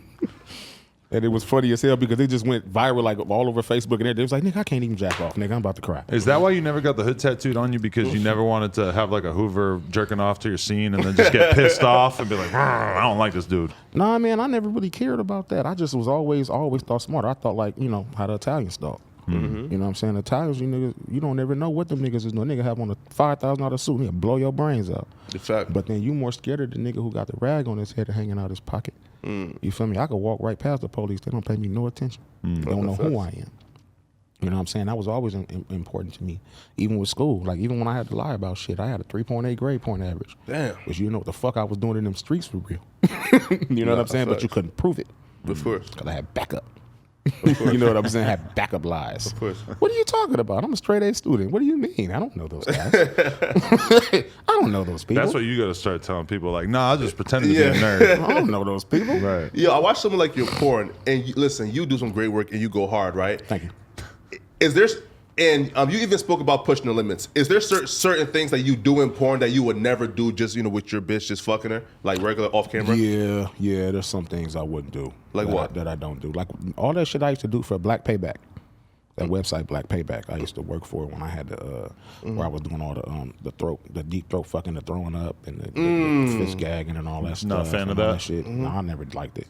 And that's what even actually caught me that rape case. Okay. So, you know what I'm saying? Yeah, let's speak on it because I've seen that too. That's what even caught me with that. And I never even liked to do it. But then sometimes when you put in a certain predicament in your life and you need the money, and it's not being no offense, white people take advantage of that shit. Yeah. They knew what they needed big black nigga to do and what they wanted to do on their site. Yeah. And they knew where I was at in my life at that moment, and they took advantage of it. Right. Those girls said they were kind of misled into. No, there was no lies, bro. I guess they didn't know they were coming through those Nigga, scenes. there was no lies. There was never a lie. There was never a lie. That girl, I don't even want to say her name, but Lee Raven is a false rape accuser, and she is a liar. And she was my friend at one time, and I really liked her. And I liked her wife, and we were friends. That's what I thought. But then sometimes people be your friends because what they can come up off of you, because what they can do. I don't know what they ill plot was on me, but I seen it later. Because to see you be hung from hooks and slapped and get nutted in your eyes and did all of that shit and all this crazy ass shit. Yeah. The scene that we were gonna do was nowhere near that. Of course. But you did all that with all the white boys, and that was cool. But then I told you, I was trying to put some money in your pocket. When one of the girls canceled, I called you, hey, do you want to come work? Yeah. You tested? Yeah. Okay, well, this is everything on the scene. I explained everything. Hey, there's racial play, there's this, there's that, there's da-da-da-da-da. Yeah. I'm going to give you the production manager's number. The production manager hit her, told her everything into T of what she had to do and what she was doing. She shows up early, makeup ready, very professional. Everything is sweet. We laughing the whole time. Now, the director sits her down and explains everything to her in T. Now, lo and behold, now we go to set and we're working. Every time we choose to cut, I'm picking her up and giving her water. I don't know if you guys ever seen the behind the scenes footage. But that's what saved me, because there was a nanny cam that was on the whole time that never cut off. So when she went to the police the next day and lied for rape and assault and went to the hospital and got a rape kit done and did all that shit after you cashed your check. Yeah. You raped and you cashed your check. Though. Yeah. But since you went to the police, there had to become a serious investigation, and they took over a year to do that. So then you go to Twitter, and then I get slandered and all that. But then on the tape, you see me picking her head up. Here's your water. Here's your towel. She's laughing. She's smiling. Her wife comes. She's laughing and smiling. Her wife brought me candy and juice and shit, like all of that. And for you to go lie on me and say that I raped you and you were crying while we were having sex, never happened. None of that. Like, the behind the scenes is still out there. Like, they put that shit out so you can watch the whole fucking thing. It's 3 hours long. What do you think she was motivated by to do that to you? Money and attention. And then it's funny because even in the YouTube video that YouTube actually has taken down since that day, she had another girl come out and say that I did it to her, and then which the girl recanted and said that she forced me to, that Leah forced her to lie with her. I've seen that, yeah. And she was like, should I be crying more? What? Bitch, how you gonna ask your wife, should you be crying more? And she wasn't even there. Yeah. And then your wife gets on there and says that, oh, well, she wasn't taking her psychotic meds. So now she's not taking her medicine and she at work? How did that affect you though? So after Horribly. Wow. So did like directors stop booking you and Oh things yeah, like that? I was fucked. They tried to blackball me. Wow. Try to blackball me. But you can't get rid of the GOAT. That facts. The truth will always come out. It took me, I was out of work for a year and a half. I fucking jail, fucking bail, lawyers, attorney, people talked about me so bad on Twitter. Wow. All the girls are popping up like, oh, yeah, he is aggressive. Yeah, he is this. Oh, he is that. When the fuck did all of this come about? And then any girls that would come to my protection, shout out like, who jumped up my protection. One of the people I do remember who definitely did was, I'm having a brain fart now. The Jada Stevens. She jumped out quick. Like, Rico would never do that. What the fuck wrong with y'all? And then people just jumped on her. And then any girl that would say anything positive about me would do it, they would jump down their throat. Yeah. Wow. And and then it's like, it became a ridicule thing of if you say something about Rico positive, then we're gonna try to, talk shit about you, blackball you, and do things. Wow. It's like even still, like it's the same thing why I don't like the internet too much. The bullying, and people like to pick when they want to bully. It's like, rest in peace, August Ames, one of my great friends, and one of my Puerto Rican partners. And she chose to not work with a dude because he did crossover gay porn. And she didn't say it rude when she went on her Twitter. She said, I choose to not work with this performer for my safety and others' safety. This is my choice. Gotcha. And people jumped on that girl's Twitter and her line, so disrespectful. And this is one thing I said about the LGBTQ plus community, because they like, we bully them. Like, y'all bully the fuck out of us. As soon as we say something that we don't like about y'all, they bully us to death. Yes. And they are an army. They are a big army with a whole bunch of generals, and they do not be playing. And that girl killed herself 2 days later. Wow. Because people bullied her so much over her not wanting her own free speech, of not wanting to work with a person.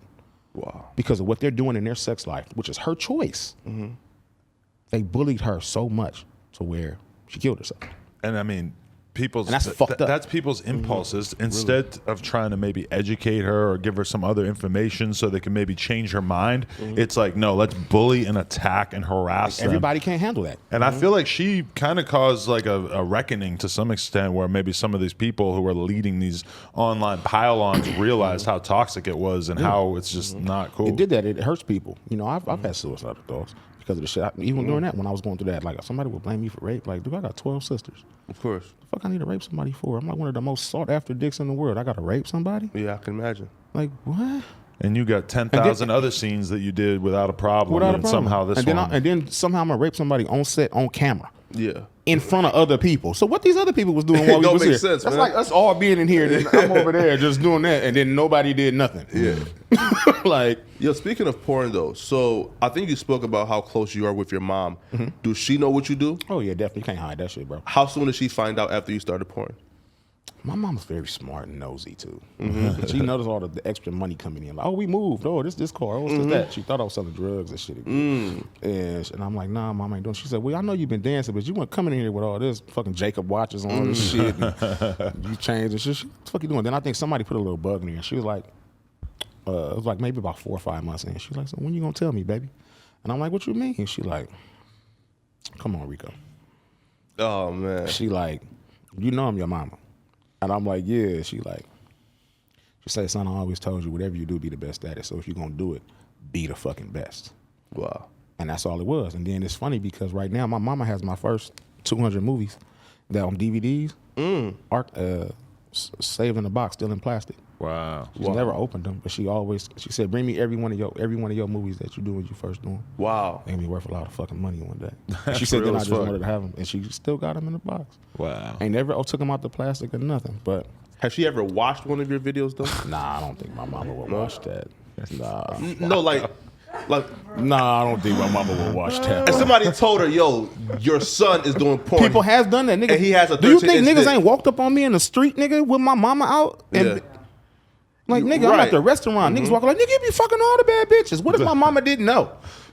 No facts. Yo, I'll give it a buck, man. Like, if I found out my son had a 13-inch dick, I would probably want to like verify. If it's different when you were dad to your son. Yeah. Not a mother to a son. She don't want to see that, bro. Yeah, like, that's true. She don't want to see that, bro. Wow. She ain't never did that. She knew who I am. I'm my daddy's son, nigga. Like my daddy. You told me though that you and your brothers, you guys are all like the big dick Avengers. Like you guys all have like we got huge big penises. Dicks. Yeah, we got big dicks. So it wasn't nothing. Like nigga, it wasn't, that's why I never knew it wasn't weird until I found out it was weird because we all had dick. But how do you feel about this new generation that be fucking making their dicks bigger with injections and all this crazy shit? Man, I don't even really know too much about that shit. I be hearing weird shit, but It pumps. I mean, see, to me, the pumps don't work. All they do is just swell your dick up. Oh, really? That's like when you go to the doctor and they do your blood pressure. You know your arm swell up. So you take the motherfucker off, it go down. Really? That's the same thing. Pumps don't fucking work. I didn't even know penis pumps were like actually a serious thing. Put it like this. Okay, if all that shit worked, wouldn't everybody have a big dick? Yes. Yeah. Thank you. If it worked, Yeah. wouldn't everybody have a fucking big dick? Yeah. Right, because the bitch can go buy some titties, right? The bitch can go buy some ass, right? Niggas ain't out here just want to buy dick. But I guess they are. They're saying that they are, that they're shooting it up and they're getting the fucking surgery that brings it out of your body an inch and a half. There's a difference. Who the fuck wants to grow just 1 inch of dick? Like, if I'm going to do it, I need 4 or 5 more. If you could get 4 inches, people would be lining up to get that Right, shit. they're not going to do this shit for 1 inch. Like, nigga, what the fuck If am I you doing could go one from extra inch of 4 to dick? 8, they'd be Right. lining up for that shit. But nah, it's like, the truth, no, niggas is shooting their dick up though, bro. Like to keep it hard. I know this. That's a separate thing, for right? personal experience, Right. Because when I was in Mexico working, they begged me and talked to me and paid me a bunch of fucking money to shoot my dick up. It's all the European. See, I didn't know this. So what's that shit called that you shoot your dick up with? Well, it's a couple different things now, but the one that I had took was Caberjack, and I'll never take that shit ever again. And what's it do? It gives you an insane boner for a while? Imagine your dick like hard as 10 bricks. Wow. For like an hour and a half. Wow. Like you can do anything with that motherfucker. You can pogo stick it. And it, like you can nut or like You can. You can still nut. And You then can it'll still stay hard? Yeah. Whoa. So what you're supposed to do is this is what they didn't do for me. You're supposed to go to an actual doctor and they run your blood and they test your blood for what the dosage is that you need for your dick, your body weight, your that. Okay. Okay, that's how it actually works. Now, this is what I didn't know for years until after this shit happened to me. So this is what all the European dudes have been doing. That's why they fuck like crazy out there in Czechoslovakia. And you're gonna be like, why them niggas fuck like that? Because they're not fucking with any type of personal value. They're fucking with bionic dick. Yeah. Right. They out there with that. Because literally, bro, I'm telling you, like, you stick, you don't even know, it sounds difficult when you try to say you stick it in, but how they do it is how it was done to me. You know, like when you take, whoever has diabetes, you know the diabetes needle? The little click button? Okay. Okay, so you should do is you take out the vial, take the needle out, boom. And then you take it and then you put it in the machine, twist it. So literally you take your dick, it's soft. You grab the back of your meat, like the base, and all you do is hit the button. You literally don't even feel it. Like, that hurts more. Okay. That hurts more than what that does. So once it goes in, you take your dick and you rub it like dough. Like Play-Doh like this. Just up and down. And in about 45 fucking seconds, that motherfucker is Superman. Wow.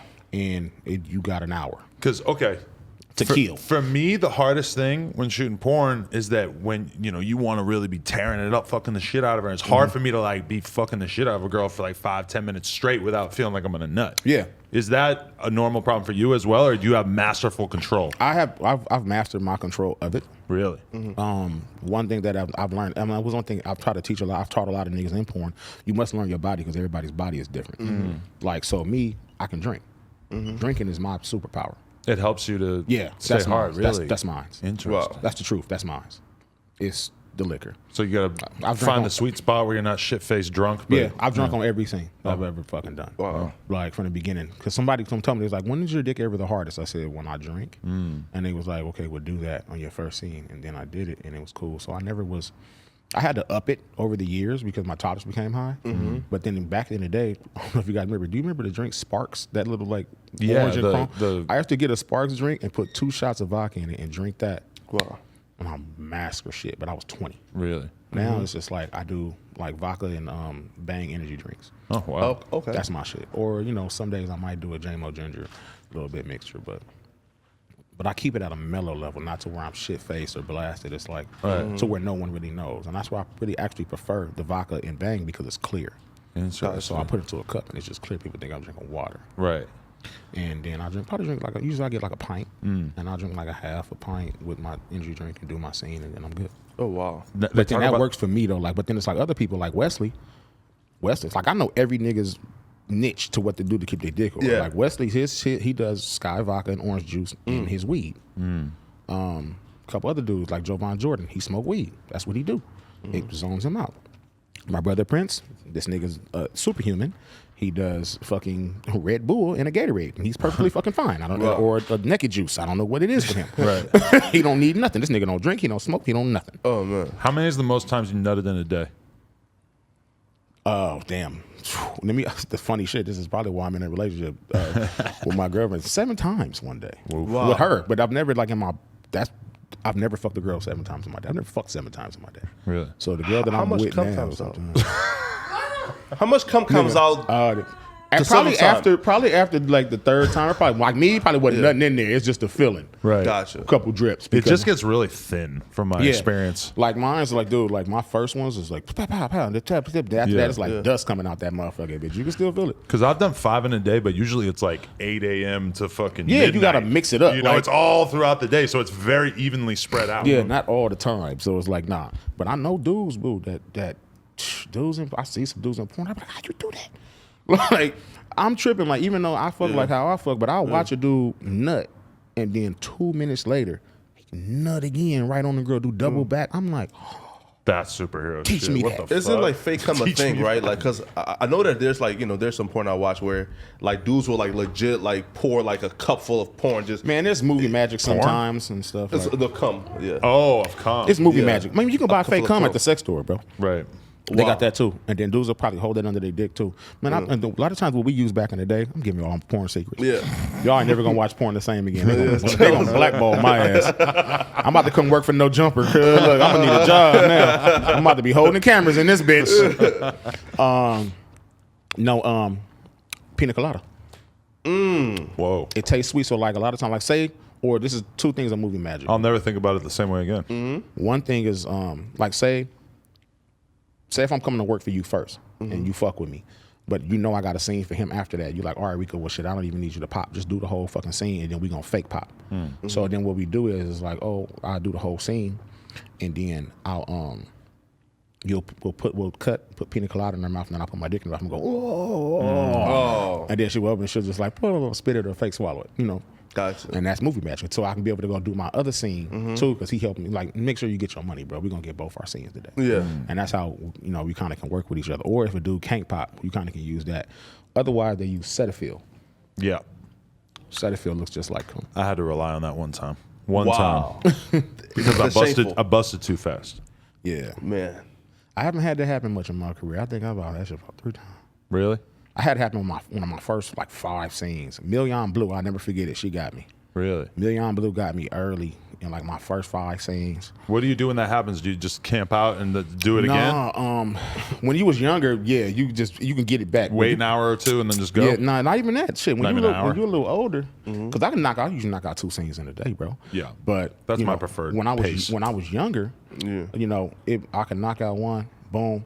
As soon as I'm done, while I'm in the shower, I drink a naked juice, eat a banana. Yeah. You know what I'm saying? And I'm already pushing towards my next scene, but I only need like 35 minutes to 40 to an hour in between that. You think the banana really like helps your cum recover? It's the calcium. You really kind of need that in your body, but really the naked juice do. Everything that's naked juices that's in there, the fruits and the vegetables, dude, that's what really put that prone to come back in. I'm going to remember that. And then they make it taste good too. Yo, as the a women porn- love that shit. They be like, "Oh, the fuck you be?" I say, "Girl, them naked juice, them superfoods." I've had girls tell me my nut tastes like weed. Because you smoke what? all weed. Yeah. You spoke all day? But I also had a girl one time tell me, like, she goes, your cum doesn't taste like McDonald's like all the other porn star guys. Well, That that's shit be cool. starts with what they be eating. I'm like, what the I fuck? remember I've been eating pineapples ever since Belladonna. I remember I nutted in Belladonna's face, and she was like, "Ooh, you taste like pineapples." I said, "I'm eating pineapples for every scene." Nigga, I've been eating pineapples before my scenes. You hear a lot about the perky dick these days. Yeah, perks. Percocets. Oh yeah. I don't You ever know. try that one? I ain't never did a drug in my life. Oh, really? Really? No. Yeah, I'm terrified of drugs, bro. Yo, as a porn star, man. So for regular guys, like we, like even like when you have like a girl, we really hate to move around the crib like on soft. Now, as a porn star, do you feel like the pressure to always have your dick, I guess, like on just like soft hard, medium hard to always At the house with my girl, or Walking just, around the Yeah, house 'cause, with like, a half a chub? I don't give a fuck. It's my bitch. Like, we nigga, seen your print, like you know, like you have like a pretty yeah, I got a cool print, nigga. Like, large I'm endowed cool. print, yeah. Yeah, I'm good, nigga. I got no drawers right now. Huh? I got on no drawers right now. You got on no drawers? No, I don't wear drawers, bro. Unless I got on jeans. That's the only time. And then I wear only PSD drawers. This is the question I've been waiting for this whole time. Yeah. Tell me about your time working with Brian Pumper. The GOAT. No, I'm the GOAT, nigga. That's the weirdest porn star in the world. We might say Brian Pumper's the GOAT as a joke, but we cannot do that in the presence of an actual legend. Of Rico Shaw. Nah, I mean, the funny part is, man, I actually like Michael. Brian. That's why I was about to government all the time. But I liked him until he started doing ignorant shit. Because, you know, it's funny to me to tell you the truth about the nigga, and this is one thing I can say positive about him. Nigga never had a wood problem in his life. Really? That I ever seen him being on set with me. He never had a dick issue. I seen many niggas with dick issues. That nigga dick is instantly hard for whatever he needed for that moment. When you need it, it goes. Seems like a real natural perv. That's just him. He's a natural pervert. Like in his mind, whatever the fuck is going on, whatever's going on up there is naturally for him. Now, I don't really rock with the nigga with some of the things that he do because I don't like the disrespect to women with cracking eggs on their head and you know, you running out here fucking bitches raw that don't nobody know. You on trains, you know, pushing, agendas against women. It makes it look bad for me as a porn star because when I'm out in public and I try to speak and somebody find out I do porn, they be like, "Oh no, you just like the nigga Brian." I'm like, God damn, that had nothing to do with me.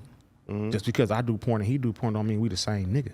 Gotcha. You feel me? You do have clean waves though, much like him. Oh, thank you, bro. His is way better than mine. His was stupid for one. Nah, he had a whole program. His shit probably ain't looking too good in jail right now. But nah, his shit. He wore 3 wave caps every day. I swear to God, no. I'm promise you, he would mix. No, he had I seen why his waves looked like that. Like he mixed up 3 different wave greases. He melted it down, put them all together, and he would put on a wave cap, another wave cap, another wave. Brush his hair and do that. His shit was immaculate.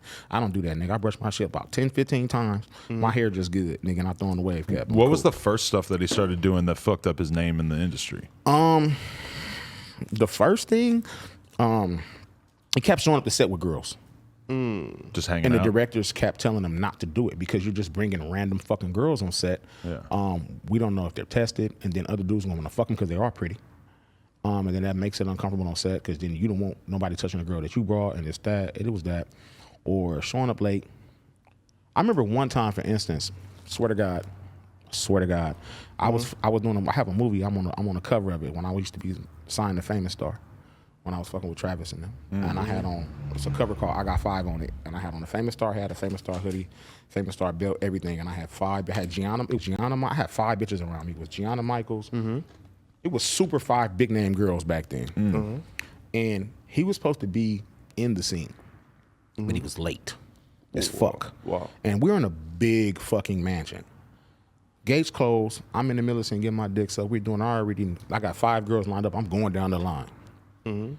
This motherfucker somehow towers the wall, walks in. I can see him open the door. The director doesn't see it. And I'm like, he just takes his pants off, dick hard, and just walks in the scene. The director was like, what the fuck? What are you doing? That's kind of cool though. It's impromptu. Yeah. But it was like, shit. you're already out of the scene. The girls were like, nah. And it was just, that was one of the funniest things. But then it's like, I was pissed too because then he got a deal that I was supposed to get. The Evil Angel thing? Yeah. Wow. I talked to them first, and I was supposed to get that deal. And then, but I can't knock him either for this. This nigga was way ahead of our time, way before us with content and knowing things and owning shit. Yeah.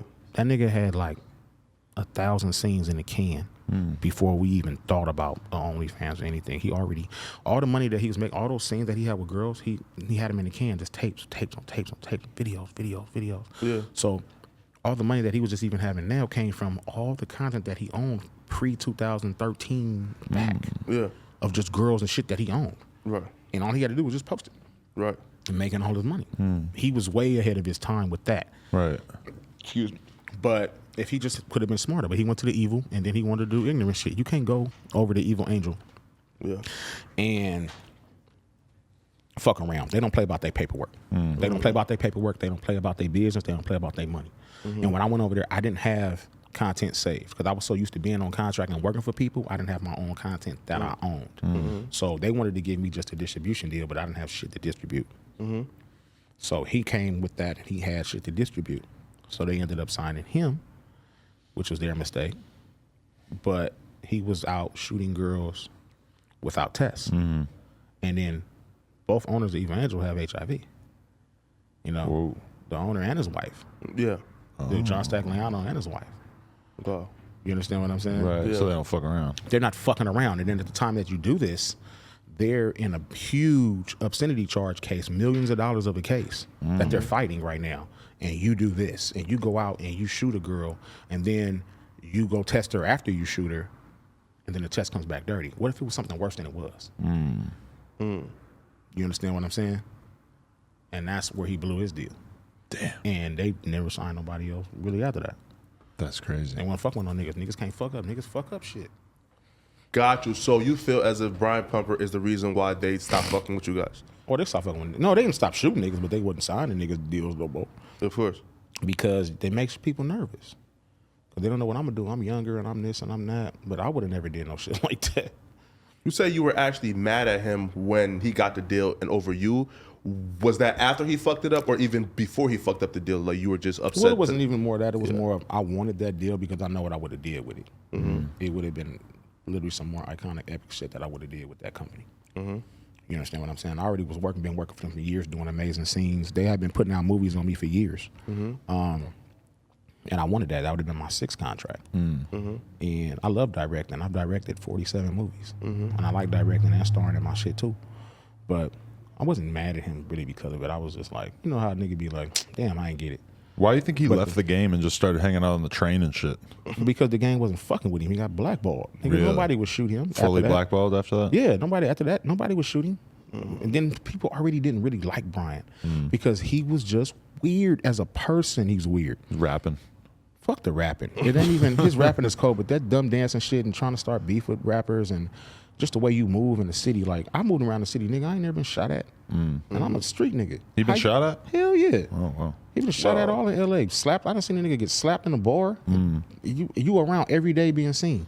And he that big getting slapped? Yes, and that's even worse, nigga. Like you that big getting slapped in the street. Big as shit. But Like- isn't he also super short? He like 5'7". Oh, okay. But this nigga's on roids. Like Right. choke a nigga or something. Like Yeah. But to be fair, in all my research of Brian Pumper, he always seemed like he was kind of that big. Like I never really believed that he was on steroids because he always seemed like it was pretty because he's consistent. always been on. Nigga, he came from New York on roids. Nigga, this shit. We know the nigga, man. Like I mean, if you know a nigga that work out, I worked out my whole life. You know a natural body from a nigga who do roids. And especially when you look at it, you work around a motherfucking nigga, you look at their back, their whole back broke out. It's roids. Oh, okay. You know what I'm saying? It's that. And that's his business. I mean, niggas do roids. And you know how many niggas in this industry do roids? You were in that one clip where everybody was roasting him on set, right? Yeah, and they try to roast me. Nigga, don't play me. That was so funny. I got chokes, nigga. Yeah, the nigga Nat Turner tried to roast me. Now you on the internet with your butt cheek spread. Oh, I was talking about where they were roasting Brian. Yeah, that too. Oh. It was Nat who was roasting Brian. Oh, okay. Wow. You feel what I'm saying? And Nat act like, you know, he the hardest nigga in the street, and you on the internet with your butt cheek spread twerking. Damn. All right, nigga. I mean, let's be real though, because you was a stripper at some I wasn't twerking though. at some point though. Not like that. I'm sure somebody has some type of footage Not like that. of you popping that thing, man. Not like that. No? Not like that. Not like that. Not like I that. respect it, man. I had on pants when I was doing it. I Nigga. respect that. Video I seen you was butt naked with oil on your butt. Oil on the ass? And soapy cheeks. Bent Nigga, you over? was twerking. Yeah, all of that. Spreading, man. winking your butthole. Yeah, I Yeah, wanna that's see a that little video that's a now, little man. different from what I was doing. That ain't where I was at. And then you did this personally at home by yourself. You wasn't in no club. Oh, man. You was in your living room. Did you witness the Brian Pumper booty fetish that's been alleged? The girl said that he stole the toilet paper with the poop from her and like kept it in the drawer. Everybody go watch my video I did on Brian Pumper. There's been so many stories on Brian, man. The girls pissing on him, shitting on him, doing things, man. I don't know. I don't go looking for this shit. I don't go watching it. I just hear about it. I know it's funny shit out there about me. Niggas always want to yell at me, tell me, oh, I'm gay, I'm bi, I'm this and that. Yeah. Do you think that I'm a fool if I try to shoot content with Brian Pumper like once he gets out of jail? Well, in two senses, depending on what he's in, because what I've heard he's in jail for isn't really good. It's like Sex stuff? Yeah, it's like underage girls. So that's why I'm like, nah. That's bro. probably a good point then, yeah. Yeah, like we got to make sure what it is. You know what I'm saying? Because Right. I've heard It's for statutory rape. I've heard it's for underage trafficking. He don't seem like the type who'd really be checking IDs at this point in his life. He's not. He's on the train like, oh, you're cute. I'm not going to ask you your age. You're 16, you're 17. I'm going to fuck you, and I'm going to take you in the train to do that. So Yikes. I feel like that's believable. We just have to know what's going to happen.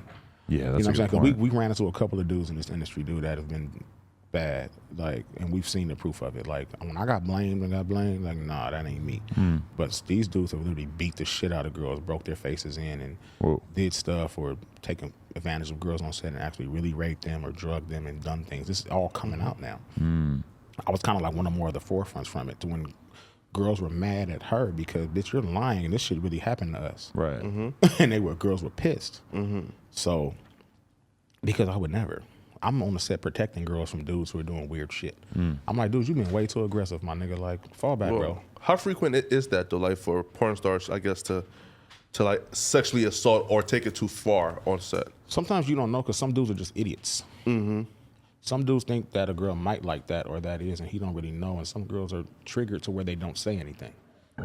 You have to be aware of that. You know, that's the point about being an actual real porn star. People think because you fuck on film, you're a porn star. You're not. You understand what I'm saying? Just because you fuck on film doesn't make you a porn star. What do I need to do to graduate to that level? You're a porn I don't star. like calling myself that. You're already there. Oh, him in there? You've been there. I don't feel like I'm really like earned it, because when I really like hear the war stories of dudes who've been in the trenches grinding like for that. years and years, I'm like, that's legendary. You've got it easier to the point to where you went to. Like you got the easy way in. But we're doing little like 15-minute scenes and shit. yeah, but you got it though. Like you good. Like the way some other people are doing it, the way a lot of these dudes use it, they shouldn't be using it. A lot of the girls shouldn't be using it either. And that's how I feel. And I tell them in their face, "Oh, Rico, you an asshole. Bitch, you ain't put in no work. Oh, I'm a porn star. How many scenes you did? Oh, I only shoot for my OnlyFans. I did 6 scenes. So now you're a porn star because you fuck on film, you're a porn star. But you got to respect it, right? They're owning all their own content. They're not having to go fucking do what some director says. Yeah. True in a sense too, but if they ain't really put in the work, you ain't put in a year, 2 years, you ain't really did the work. You might not have the fan base yet. Like, I don't want to hear the girl with 2,000 fucking followers talking about I'm a porn star. Shut up. Like, then the dude that's coming in and you have 4 scenes that you shot at home. Like, boy. Yeah. Like, Fuck outta I here. got 20 billion views on Pornhub, nigga. Like, what are you talking about? Damn. And I ain't never got a check. Legendary. There's definitely some OnlyFans guys, right? So, like, what are your thoughts on, I guess, OnlyFans currently? There's some really good Yeah. there's some really good OnlyFans dudes, bro. Yeah, like I seen yeah. some dudes, man, that's really doing their shit, and I'm and it kind of makes me happy as a pioneer in this shit before to see them do that and to make their money. You know, feel me, and do it independently. They don't have to go shoot for no company. I know guys who are just like regular old scumbags, just fucking girls. Yep. And now they're making like, 15, 20K a month off OnlyFans, just Yeah. fucking all these girls that they would have been fucking otherwise. Some girls do that. Just come back and it's like then just the smart ones learn just how to shoot camera. They learn how to shoot camera. They'll take their little money and invest in a green screen. They'll invest in their editing. They'll invest in a GoPro and in the phone and shoot it. And it look good. And just they might be in the city where all the bitches is at. I know one nigga, he in Atlanta where all the bitches is at, and he be knocking them down because they out there. Like, I'd be knocking them down if I was in Atlanta too, but nigga, I ain't, because I hate to fly. Have you ever heard of Girls Do Porn? Girls do porn? Yeah. No, I haven't heard of that. Sorry, you're right. So like, it was like a porn company that would pretty much like all they filmed was like amateur porn stars. Yeah. And they got into like some trouble because they was like telling like the porn star girls, yo, this is just for like a private company you can't thing. tell that stupid shit. Yeah. They do that. And that's what a lot of people fail in this industry. You got to be honest about what you're doing. You have to be fucking honest about what you're doing and either have your paperwork right or just have a picture of a fucking ID. It's very easy now. Like, you don't even need to fill out paperwork half of the time. Like, give me a picture of your fucking ID, give me a video of maybe a consent that you're doing, and you're good. But, you have people like who I respect in one of the independent companies like Freak Mob. Freak Mob is out of, I think, the East Coast, Jersey and New York, and they're doing very fucking well independently. And they're getting a lot of the girls from the East Coast that we've never seen, and they're putting them on, and he's doing really well. That's smart. Okay. And they've been doing it for a couple of years now, and they're doing really good. I met the dude the other day. Freak Mob? Yeah. Yeah, and they're doing really fucking good, bro. Like, his production is very good. He shoots it right. He has natural fun with the girls and keeps it easy. And I like that. It's another dude, actually Pablo the Punisher. He an independent contractor. Oh, really? I've been talking to him a bit too. Yeah, I like Pablo. Like, he do shit. He do a lot of doggy though. I'm gonna make that nigga do some more positions. This nigga just doggy all day. I'm like, nigga, do you hit anything else? Nigga, like, move around. But nah, he been hitting some bad bitches, boy, out there in Atlanta. For sure. Even my girl follow him. I don't like it. All right, we got to wrap this up. But Rico, it was amazing having you on here. Man, so me much too. game was spit. We learned so much. I'm welcome me back anytime. Anything else you want to talk about, man? That's whatever. For sure. I love it. What we gonna do about plug talk? Gonna get me on there. I need Yeah, to we got to fucking schedule a day where we could have you knock out a scene or two. Shit, I'm in town. Let's do it. When you leave, hey man. All right, I'll put my people with your people. Hell yeah, let's do it. Let's No do it. jumper, baby. Best workout podcast Rico in the Strong, world. Poetic Flacco, No Jumper, coolest podcast in the world. Check us out on YouTube, TikTok, Patreon, Instagram, etc. Like, comment, and subscribe. NoJumper.com if you want to support. Appreciate y'all. The GOAT. Peace.